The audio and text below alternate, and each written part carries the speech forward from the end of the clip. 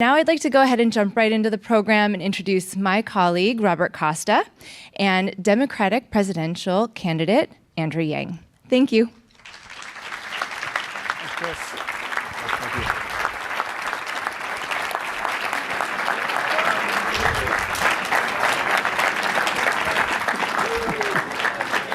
Mr. Yang, it's an interview. Thank you, team. We're adding that time on to the end. Thanks for joining us. Well, if the debates were like that, I'd spend all day out there. Well, thanks so much for joining us here at the Washington Post, and thanks so much for being here in the room and online.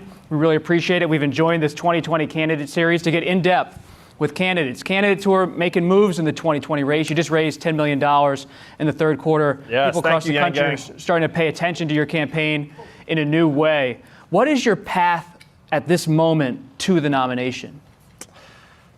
Well, we went from 2.8 million in Q2 to 10 million in Q3, which I dare say stunned the political establishment. And our numbers show that our growth is just continuing to take off. That $10 million we got, the average donation was only $30. So our fans are even cheaper than Bernie's. But there are a lot of them, and that number is growing all the time. So we surprised the political world in Q3. Q4 is going to be another high watermark. And we're growing and growing in the early states. I'm going from here to New Hampshire tomorrow, where what used to be a group of, frankly, maybe 10 or 20 voters in these early states, now it's hundreds. We've had standing room only crowds in early state venues, and we've even had to turn people away.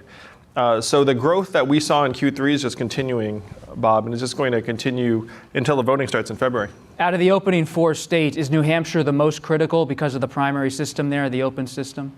We're going to do well in all 4 states, but I enjoy heading back to New Hampshire all the time. I went to high school there, not intentionally. I certainly wasn't planning on running for president. I was like you went to 14 or 15. Yeah, I went to Exeter. But I think we're going to do very well in New Hampshire, in part because it's an open primary. Republicans, independents can participate. You have momentum, but let's say you don't win the Democratic nomination. Do you pledge to support the Democratic nominee? Yes, I would never do anything that would increase the chance of Donald Trump becoming president. The goal is to beat that man, get him out of the Oval Office. I genuinely believe I'm the strongest candidate to defeat Donald Trump in the general election. I'm one of only 2 candidates in the field that 10% or more of Donald Trump voters say they would support in the general, which means if I'm the Democratic nominee, we win. But if I'm not the nominee, I will 100% support whoever the nominee is. So you're ruling out entirely as well an independent run or a third-party run? Yes, I'm ruling them out. When you think about your campaign right now, you're still an outsider, you're anti-establishment. What's your case to voters who are wary of you not having government experience? Well, the tough truth, Bob, is that Donald Trump became president because of problems that have been building up over years. If most Americans thought that someone with decades of government experience would solve the problem, then we would not be where we are right now. And that's not just Donald Trump. If you look back over the recent past, America has been hungering for some kind of change agent to respond to what's going on in our communities for years. You can see it with not just Trump's victory, but Bernie Sanders' outsized success in the last election, with Barack Obama's victory. We've been aware of the fact that our government is decades behind the curve for a while now, and it's reaching catastrophic levels. Do you believe we live in a populist time and that Democrats should rally behind a change agent in their primary process? I think that we need a candidate that's actually going to solve the problems on the ground that Americans are experiencing every day in our communities. And however you choose to define that, I believe that should be the mission. I've been blown away when I go to communities around the country where some people think Democrats don't speak for them. And I'm talking about truckers and warehouse shelvers and union workers, people that I thought the Democratic Party was hand in hand with. When I was growing up, I thought of the Democratic Party as a champion of the working man, the little guy or gal. But then when I go to these communities, a lot of them say the Democrats are not speaking to them. And that's one of the reasons I think my campaign's been so successful, is they feel like I am speaking to the problems they see. What's that campaign actually been like? What was it like for you at that first debate surrounded by lifelong politicians? Were you nervous? Has it been a tough transition to go from the private sector to this kind of spotlight?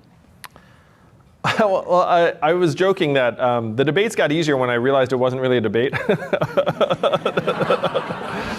And after that, it got a lot easier. So that probably took a little bit of adjustment, I would say, but I'm a very fast learner. And we raised over $1 million after each of the last 2 debates, almost entirely from new donors. So whatever we're doing on the debate stage is working. Some Asian Americans have criticized you about the way you talk about math and how Asians know many doctors. What's your response to that criticism?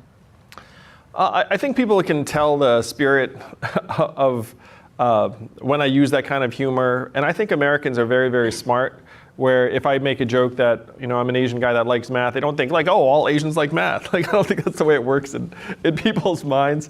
I think if anything, by bringing these stereotypes into the light and poking fun at them, you're actually dispelling them and making them weaker. I know that the Asian community is very, very diverse, and I would certainly never suggest that my experience or anyone's experience speaks for everyone in a community of literally millions. Do you believe that could be dangerous territory if you brought other stereotypes into the public discussion at all, whether it's about Asian Americans or other groups? I'm very proud to be the first Asian American man to run for president as a Democrat. When I talk to Asian Americans, AAPIs around the country, they seem excited as well. I would never do anything to intentionally undermine either that community or any community, really. You've gotten a lot of support from disaffected men online. You have a very positive message in the terms of universal basic income, your freedom dividend, but how have you grappled with this kind of online support from that group? It's interesting you asked that, Bob. To me, if you look at what's going on in our economy, we automated away 4 million manufacturing jobs in Michigan, Ohio, Pennsylvania, Wisconsin, Missouri, Iowa, and about 2/3 of those jobs were filled by men prior. About 2/3 of manufacturing workers are men. And our economy is evolving in ways that are pushing more and more Americans to the sidelines, but the group that's getting particularly hard hit are men without college degrees. If you're a non-college educated man in the US, you have a lower than 50-50 chance now of ever getting married, as one example. And if you look at what's happening in automation, 94% of American truck drivers are men. And men deal with idleness very poorly by the numbers. If you're an unemployed man, your volunteering rates are actually lower than an employed man. Think about that. You have more time, but you volunteer less. And if you look at idle men, rates of alcohol and drug abuse go up, and then various social ills and even physical ills and health problems follow. Women, not a shocker, women do not go through the same process if you're not working, in part because women, it turns out, are never truly idle. That's true. And this is not Andrew Yang talking, this is just numbers and data. So when you say to me, hey, there are a lot of people who happen to be men who seem to be supporting my campaign, I think it's strange that I'm one of the first people to point out what's going on in our economy that's affecting all Americans, but it's affecting certain groups in very specific ways. Why do you think the freedom dividend, which if you don't know is $1,000 a month to every American, would benefit people more than other options that are on the Democratic slate, such as Medicare for All? Well, I would ask anyone watching this around the country, what would you prefer, $1,000 a month in your pocket or any of a range of other suggestions? And to be clear, I'm for Medicare for all, though I would not get rid of all private insurance. I think we need to face facts of the fact 94% of the new jobs that are getting created are temp, gig, or contract jobs that don't have healthcare benefits, and so tying healthcare to employment makes less and less sense. But the fact is, a lot of the solutions that politicians have been offering will not improve people's lives nearly as much as $1,000 a month. Because if you get $1,000 a month, you will do any of a range of things with it. But you know how to solve your own problems the best. I've been giving families around the country $1,000 a month for months now. It's a lot of fun. I recommend it if anyone wants to. But one of the recipients is a guy named Kyle Christensen who lives in Iowa Falls with his mom who's recovering from cancer. And I saw Kyle on one of my last trips to Iowa, and he seemed like a different man. He was beaming. And he said he'd use some of the money to buy a new guitar for himself was playing shows for the first time in years. And he was so proud as he was telling me this. Now, what government program would have ever put Kyle in position to buy himself a guitar? For him, it was a guitar. For Jody Fassey in New Hampshire, it was car repairs. For Mallory Shannon in Florida, it was going back to school. But we Americans know how best to solve our own problems, and $1,000 a month would help us all move forward. If your goal is to put more money in people's hands, why not just raise the minimum wage? Well, raising the minimum wage doesn't actually affect some of the underlying trends in our labor force, where we're getting rid of a lot of the most common jobs in our economy. It also doesn't help people like my wife, who's at home with our 2 boys, one of whom is autistic. If I say, hey, guess what, the minimum wage goes up, the 10 million stay-at-home moms in this country would be untouched by that.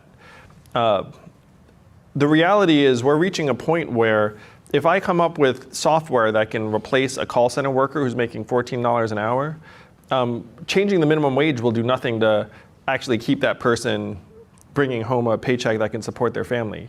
Because whether they're getting paid $10, $12, $14, or $15 an hour, if the software can do it at essentially zero marginal cost, you're going to see those jobs start to disappear.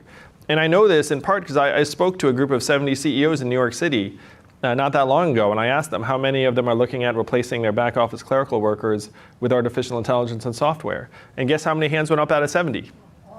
All 70. And so if we're looking to get money into Americans' hands, the most efficient way to do so is just to put money into Americans' hands, which is what I'm suggesting we do. You mentioned someone who bought a guitar with $1,000. Well, it wasn't a $1,000 guitar, to be clear. Right. He did other things first, and then there was some money, and then he. But let's say that gentleman was already on the Temporary Assistance for Needy Families program, or the SNAP program, and getting $1,000 or $1,200 in federal benefits today. If your program was instituted, would that person get $1,000 in addition to the current $1,000 or $1,200 they're getting from the federal government, or not? The last thing I would ever do is take anything away from Americans, particularly if people are relying upon government programs for their basic needs.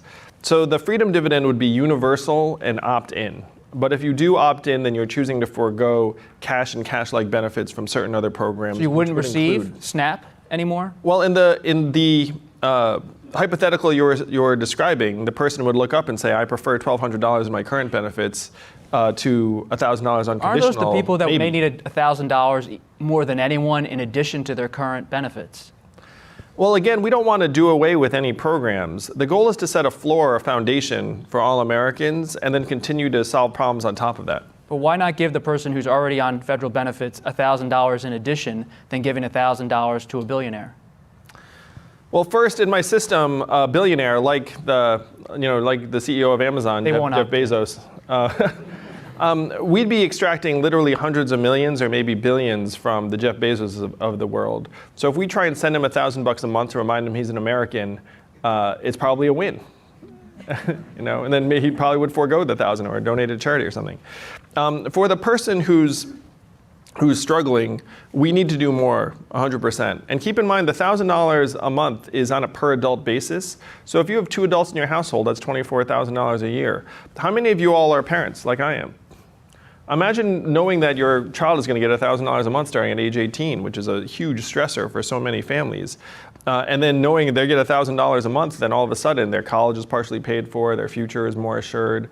Like everything becomes much less stressful and easier. So if someone's, the freedom dividend is not intended to solve everyone's problems all at once. It's intended to provide a floor that we can all be excited about. But I'm just trying to understand, why does someone who's perhaps the poorest of the poor, who's already on federal benefits, have to choose between the federal benefit and the freedom dividend? Why do they have to make that choice if you're president of the United States? Well, part of it is that a lot of the existing programs unfortunately penalize you the better you do.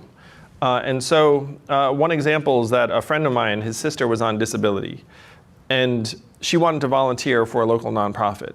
But she was afraid to do so because she was afraid she would be identified as being non-disabled and then lose her disability benefits. And so she chose not to volunteer. Now, I think we can all agree she should be able to volunteer, and if she can volunteer 1-2 days a week, she should be able to do that and retain her disability benefits. The reason why the freedom dividend, to me, is better is that you can keep it on top of whatever else you do. But there are many, many Americans who are receiving well in excess of $1,000, very appropriately so, because their needs are higher. To keep this sustainable, if it was ever implemented, would you support taxing assets in the future at a high level of people who are very wealthy to sustain this kind of thing? Well, we're in the midst of the greatest winner-take-all economy in the history of the world. And when I say greatest, I don't mean best, I mean most extreme.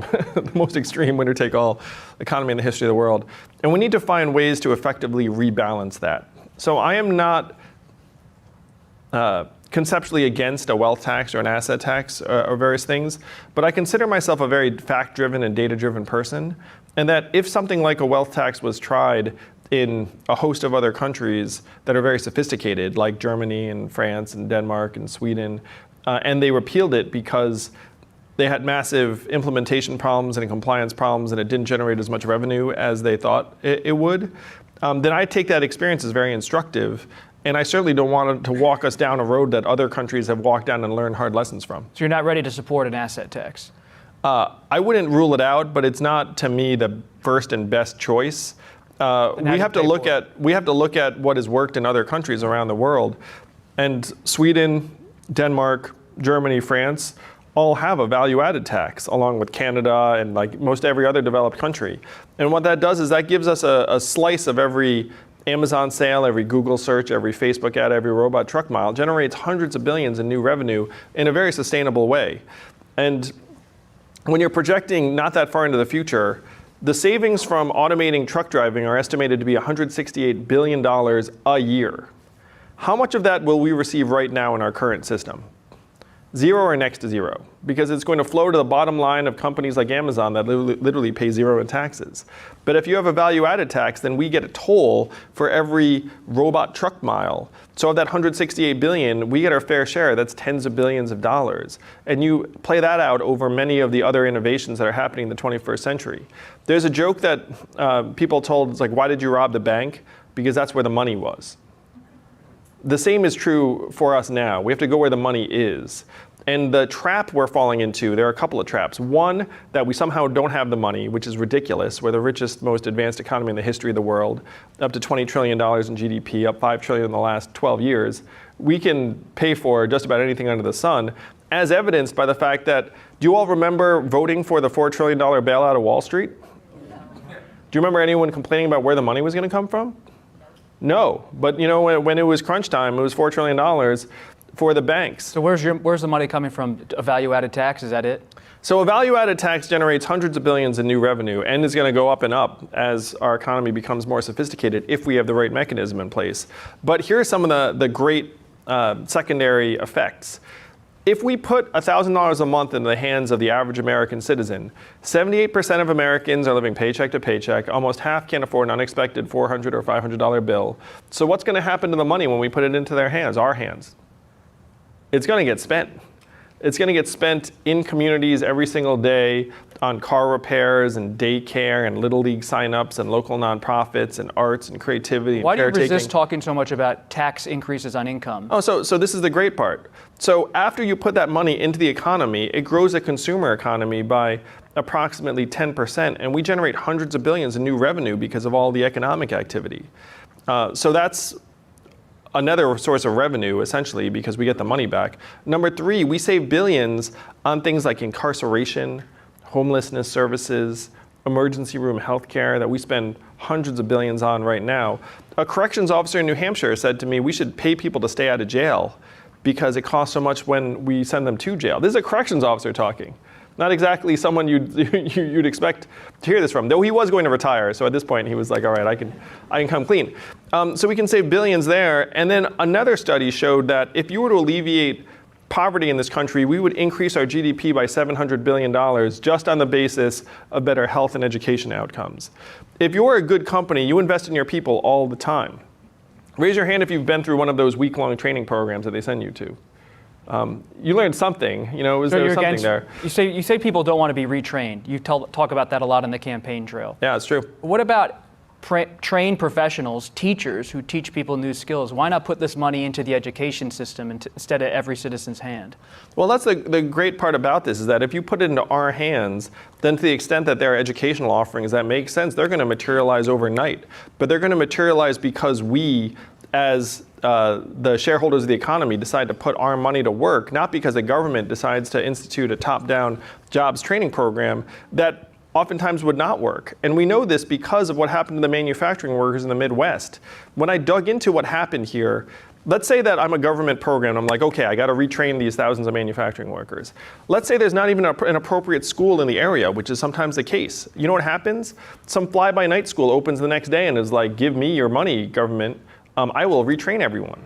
And then that fly-by-night school gives everyone a certificate and then closes as soon as the retraining's done. If I'm the government official, I check the box and say, hey, everyone was retrained. If I'm the school, I no longer exist, but my shareholders have money. And you know who suffers? All the people who now have a valueless certificate. That's how you wind up with a population. Schools under a Yang presidency? So the public school data, and I'm a parent, so I feel this acutely. The data shows very clearly that 2/3 of our educational outcomes are due to out-of-school factors. So we're going to our teachers and saying, educate our kids, but they know that they can only control 1/3 of the kids' outcome.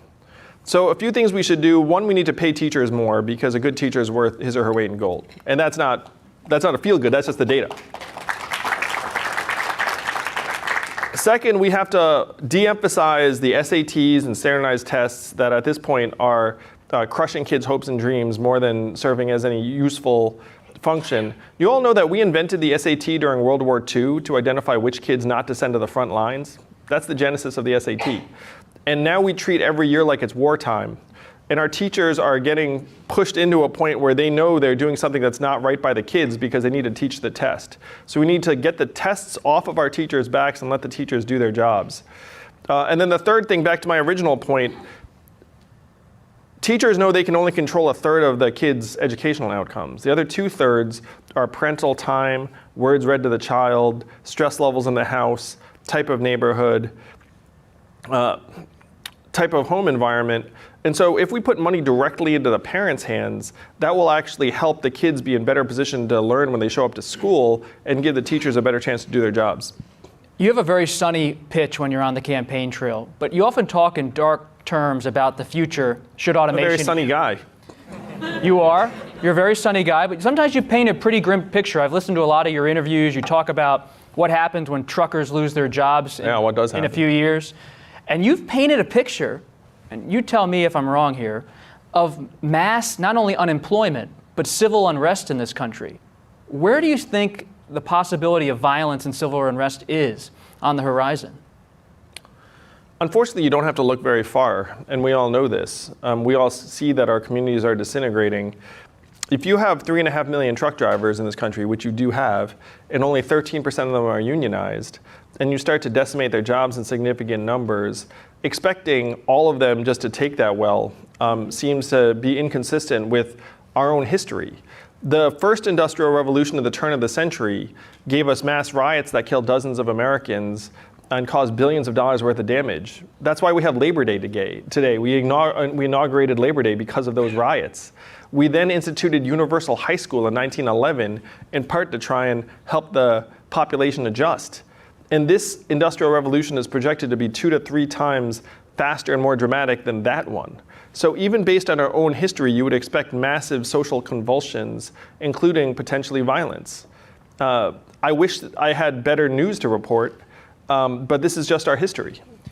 So is it fair to say you're arguing that unless a universal basic income is implemented and people who are maybe losing their trucking jobs are given some kind of money, there could be riots in the streets? I believe 11 Uber and limo drivers killed themselves in New York over the last several years, including a couple who killed themselves outside of City Hall because they were protesting the fact that their medallions went from being a secure livelihood to less than subsistence over a period of time. And that is now, not speculative. That's actual documented fact. Now, did these drivers killing themselves outside of City Hall cause society-wide soul searching into the fact we've created this punishing, inhuman economy? No. Most of you didn't even know it happened. And so expecting the next phase to be somehow violence-free strikes me as a little bit overly optimistic. Is it overly optimistic to believe that $1,000 a month will somehow change that dynamic in a dramatic way? Or are there other factors out there that you may have to consider if you're elected president? Cultural factors, family factors? To me, again, the freedom dividend is just a foundation or a floor. It doesn't solve the problems. It's not a magic bullet. It does get the boot off of people's throats. It does help reverse the mindset of scarcity that is tearing us apart. Right now, if Americans can't pay their bills, which 78% of us are struggling to do, studies have shown that that constrains your mental bandwidth and has the functional impact of decreasing your IQ by 13 points, or 1 standard deviation. So if anyone watching this has this feeling that America is getting less rational, less reasonable, less optimistic, less forward-looking, we are, by the numbers, because that's what you'd expect if you were to introduce pervasive financial insecurity into a population. The freedom dividend helps reverse that mindset of scarcity with at least the beginning of a mindset of abundance, which will help us focus on climate change and other problems, but it does not solve everything. It will supercharge nonprofits and arts and cultural organizations, journalism, all of the things that we volunteer in our lives that right now the market ignores will actually have a much better chance to flourish with a freedom dividend in place. What about the aging crisis that could be on the horizon? A baby boom generation that's getting older, may not have enough in their savings account, living longer because of healthcare and new developments in medicine. Should there be more of a focus on the aging population rather than the whole population in general? Well, the freedom dividend would stack on top of Social Security, would be in essence the greatest expansion of Social Security benefits in generations. And I agree with you 100% that we have a massive crisis on our hands because half of Americans will never retire. They'll never have the savings. And do you all want to live in a country where Americans are just working themselves to death until the day they die? When you go into a convenience store, it's going to be a senior citizen trying to make ends meet instead of a teenager working for a discretionary income. That is the economy we are in right now. And so if you believe that we have massive opportunities and a lot of work to do to try and help our seniors stay healthy and strong and actually build organizations around meeting those needs, then there need to be resources around those problems. And the freedom dividend will help move us in that direction in a much more real way than anything else we can do for seniors. You've talked a lot about giving people money, but what about giving people rights to their data? You come from that Silicon Valley world. How would you enable people to have more rights about the information about their lives and their data usage? Yeah, I can't believe this isn't more of an issue in 2020 because how many of you saw the study that said that our data is now worth more than oil? Raise your hand. Keep your hand up if you remember getting your data check in the mail. None of us, of course, a joke. So where did the data check go? It went to Facebook, Amazon, Google, these mega tech companies that, again, pay little to no taxes. And we're none the wiser. It was a fair trade for a little while because we were getting these free, fantastic services. But now it's reached this much more pervasive point where we're getting bombarded with ads. Our information is getting sold and resold. And in many cases, our information is worth thousands of dollars, and we're seeing none of it. So what I'm saying is that our data should be ours. It should be our property. If a tech company decides to do something with it, they need to let us know what they're doing and share the value, and let us unplug if we choose to do so. What makes you different than Senator Warren in terms of having that regulatory emphasis? Well, number one, Senator Warren does not seem to think that automation and the fourth industrial revolution represent a problem.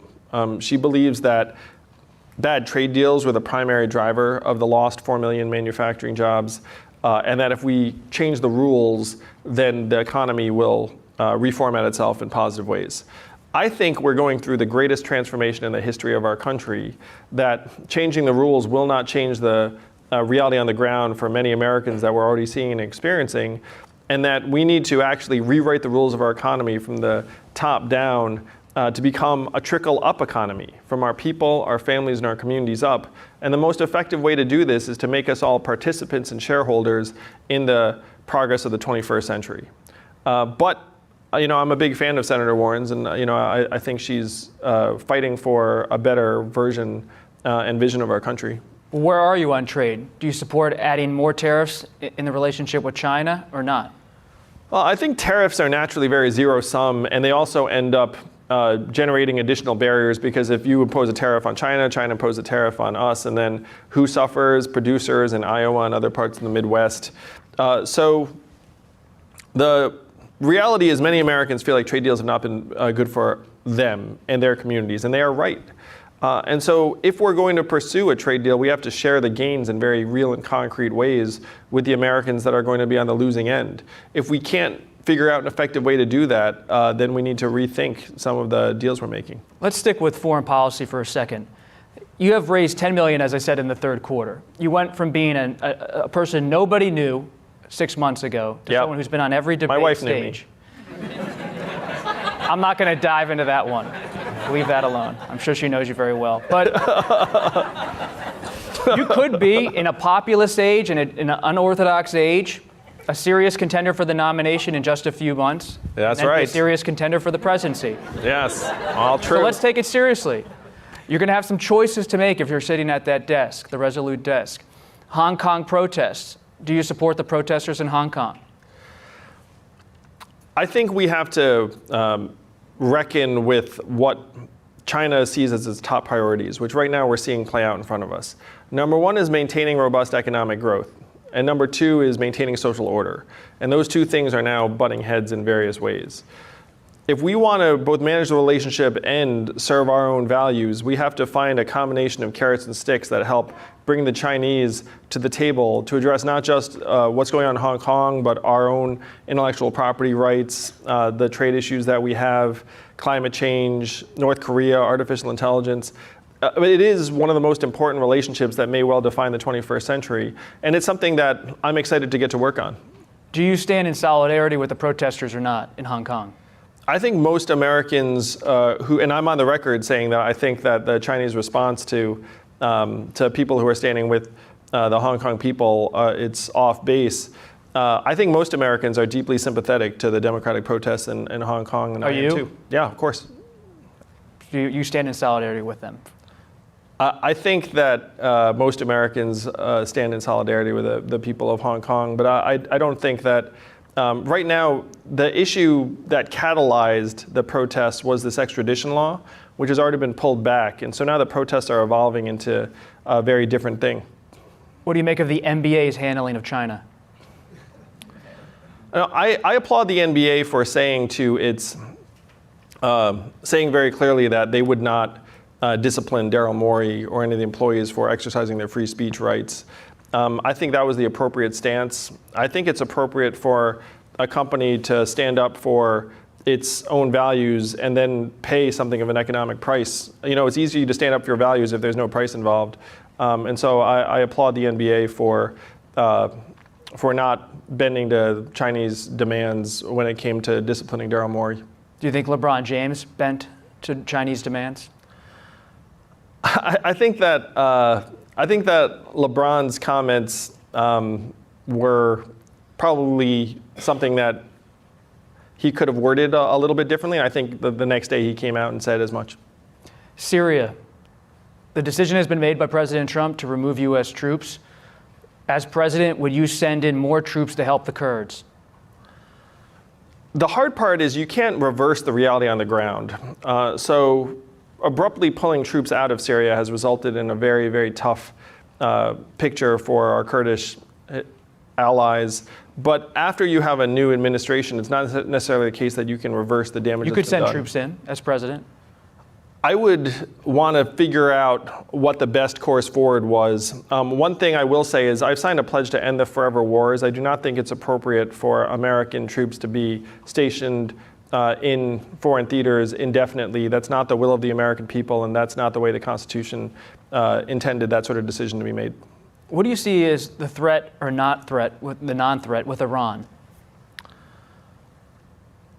I think yet another mistake on the part of this administration was pulling out of the multilateral treaty with Iran. And I would try and re-enter it and extend the timeline so that they made sense. But to me, the Trump administration made a mistake by pulling out of that agreement. What would your approach be to the U.S. relationship with Israel? We've had a very special historic relationship with Israel that I think transcends any individual administrations, and that's the way I would continue. Tulsi Gabbard's been also a non-interventionist on the stage. I'm not sure how close you are to her ideologically or not on that issue. But what do you make of the idea of she may run as a third-party candidate? She's on the record saying she would not run as a third-party candidate, and I would just take her at her word. Do you see yourself as a non-interventionist? You said you want to end endless wars. I want to end endless wars, but I also want to let the world know that America's commitment is ironclad, and that if we committed to, for example, defending another country, then they should expect that we are 100% behind that commitment. Are you for the Green New Deal? I love the vision and spirit of the Green New Deal, and I'm on the record saying that we need to head in that direction as quickly as possible. The only thing I would differ from on the Green New Deal is really the timeline, which I think is a little bit brief. But other than that, it was 100% spot on in the direction we need to go. What about the possible taxes included in that? Well, we have to have a big picture perspective. And this is really the tension that we have to get beyond, where if you say, hey, we need to make progress on climate change, some Americans just think higher prices, fewer jobs, like economic setbacks. But the reality is there's a massive set of opportunities because we spent hundreds of billions of dollars subsidizing the fossil fuel industries from their inception to today. And if we take that same level of energy and put it towards renewable forms of energy, updating our infrastructure, making progress on climate change, we can actually create tens, hundreds of thousands of new jobs. I was just in, this is going to sound so politician-y, but I was just in New Hampshire, and I was with an entrepreneur who helped create almost 300 solar panel installation jobs. And those jobs are going to be local, they're going to be very hard to automate, they're going to help move us in the right direction. So the challenge is changing our economic measurements to correspond to how green our economy is. And the easiest way to do that is actually make sustainability part of our economic measurements. Right now we're chasing GDP off a cliff, even as our life expectancy is diminishing and GDP has less and less correlation to how we're doing.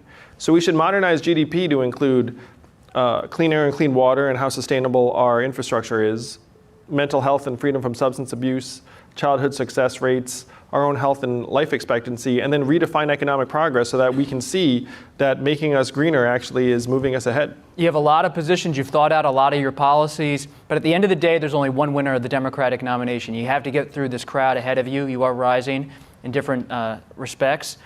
Pete Buttigieg is making a big generational case. You're a young man, a young candidate. Do you feel like you can steal some of that generational appeal in the coming months ahead of Iowa and New Hampshire? I think Americans sense that I have a modern, up-to-date approach to solve some of the problems of this era. Like it or not, the 21st century economy is fundamentally different than the economy that's come before. And we need to have our government catch up to the real challenges as quickly as possible. I do think that my experience with technology does set me apart from some of the other candidates. And this is the kind of expertise we're going to need to modernize our government.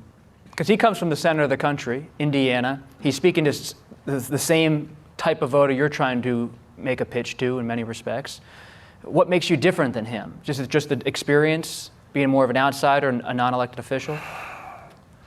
I think someone was trying to pick between Buttigieg and Yang. What do you say to them? I think they could dig into our platforms and get a sense of our visions for the country. I will say that everyone can see what my vision is because I have over 160 policies very clearly laid out on my website. Most fundamentally, that I want to make our economy work for us by having a dividend of $1,000 a month for every American from 18 until the day we die. And that vision, I believe, sets me apart not just from Pete, but from every other candidate. Does Vice President Biden go far enough with his policy proposals to be a successful Democratic nominee in 2020? I think he's the front runner in most polls. So, but as you've said before, you think it's mostly because he's seen as the best candidate to beat President Trump. I'm asking, do you think he goes far enough on policy? Oh, if you listen to Joe, I don't think he's really leading on policy. I think he's leading on, one, his own bio and his set of experience, and a restoration of the Obama-Biden administration. So I just don't think policy is like the main message that you hear from Joe when he speaks. We got a question from Twitter here.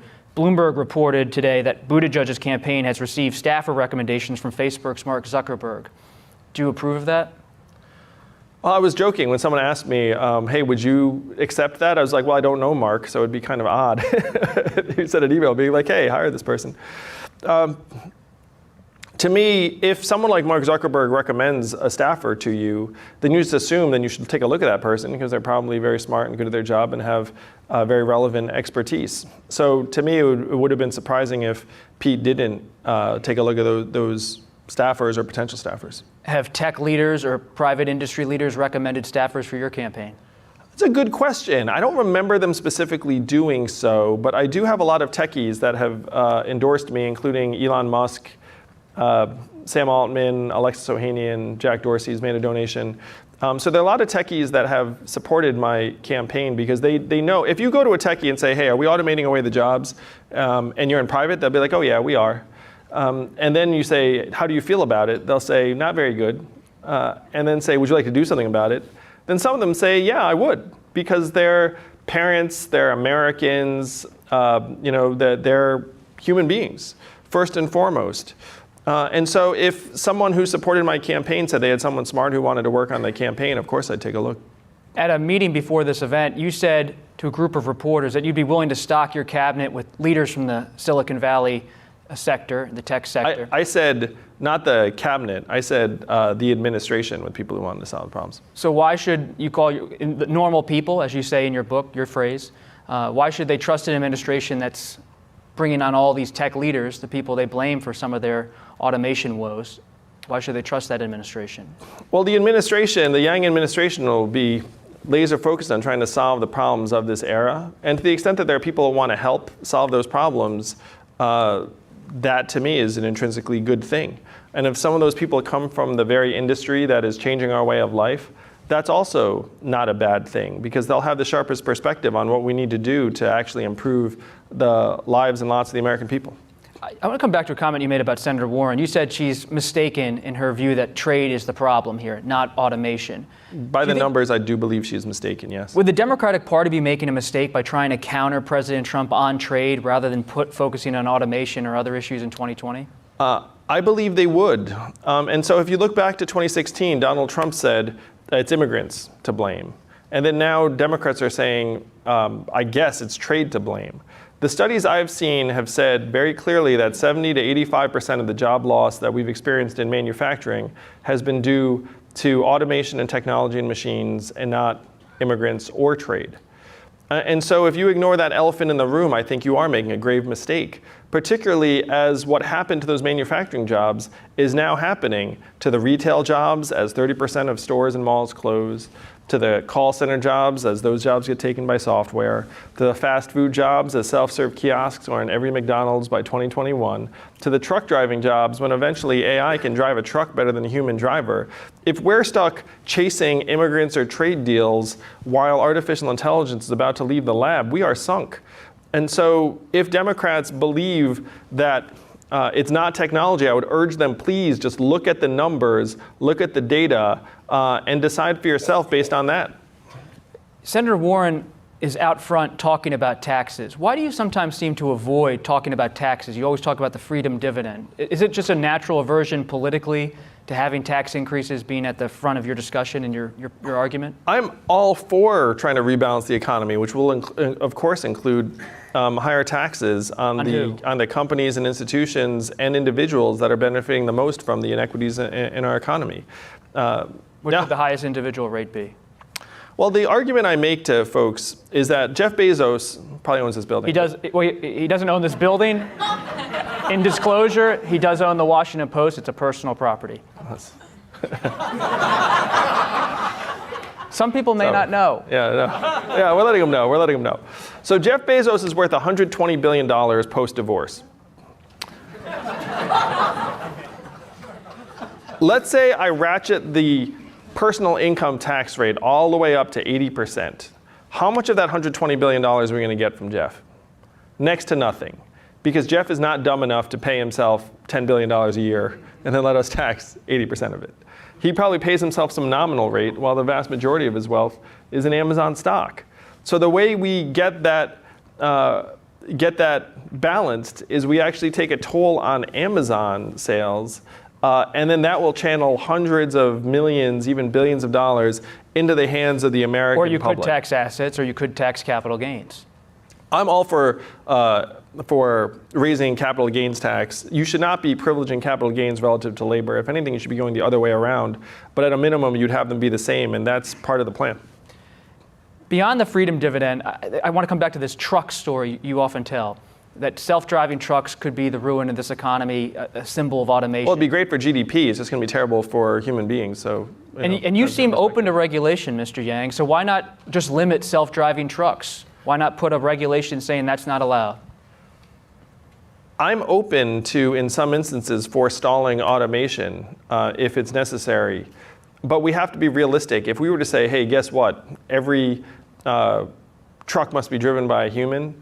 Are we going to do the same thing for all of the retail and fast food establishments, all of the other parts of the economy that are getting transformed? And if you believe that $168 billion in savings is the result of automating truck driving, and we're not talking just about money, we're talking about fuel efficiencies because they'll take less fuel and they'll be able to drive 24/7. You're talking about saved lives because right now accidents with truckers take about 4,000 lives a year. So if you were willing to say to all of this, we're going to stop progress dead, just in this one industry, that to me is not a long-term recipe for success in this country. We have a minute left. Let's say you don't win the nomination. You have said early on in this interview you would support the Democratic nominee. Would you be open to serving on the Democratic ticket? Of course. I'm not someone who's had some crazy native desire to be president of the United States since I was a kid, because I'm not insane. You know,